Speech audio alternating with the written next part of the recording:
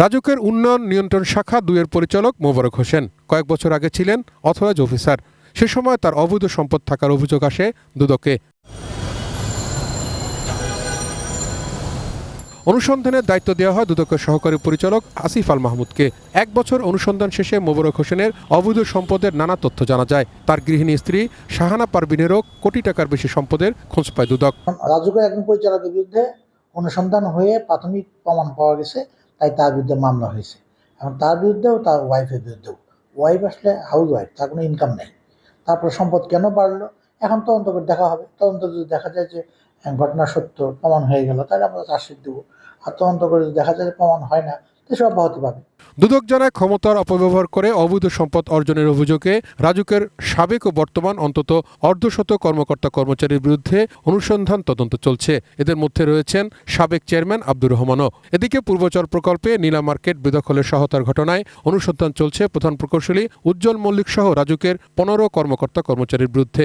প্রাক্তন চেয়ারম্যান, বর্তমান সদস্য, যাদের বিরুদ্ধে যেসব অভিযোগ অনুসন্ধান আছে, অনুসন্ধান করে দেখতে হবে।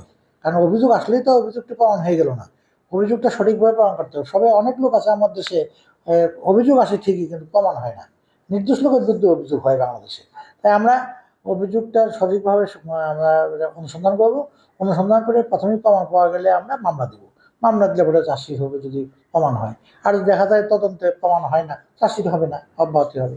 কেউ চাপ দিয়ে আমাদের কাছে প্রভাব বিস্তার করে কিছু নিতেও পারে না, কিছু করতেও পারে না।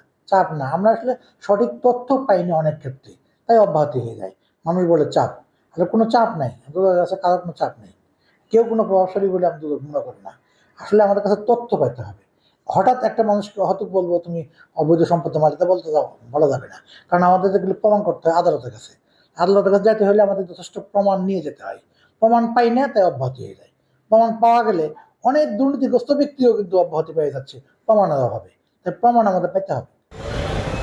রাজুকের আরেক প্রভাবশালী প্রকৌশলী ASM রায়হানুল ফেরদৌসের অবৈধ সম্পদের অনুসন্ধান চলছে দুদকের সমন্বিত ঢাকা কার্যালয়। আর কোটিপতি 10 কর্মচারীর বিরুদ্ধে অনুসন্ধান চালাচ্ছে প্রধান কার্যালয়।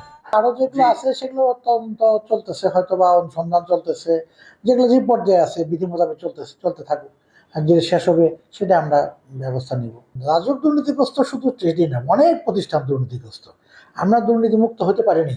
তবে আমরা সব ক্ষেত্রেই সঠিক তদন্ত করে তাদের বিরুদ্ধে অভিযোগ প্রাথমিকভাবে এবং চূড়ান্তভাবে প্রমাণ হলে আমরা চার্জশিট দিই, আদালতে বিচার। দুর্নীতি ও অনিয়মে জড়িত রাজুক কর্মকর্তা কর্মচারীদের উপর বিশেষ নজর রাখছে দুদক। চাপ নাই, দুদকের কাছে কারোর কোনো চাপ নেই। তাওহিদ সৌরভ, ATN নিউজ, ঢাকা।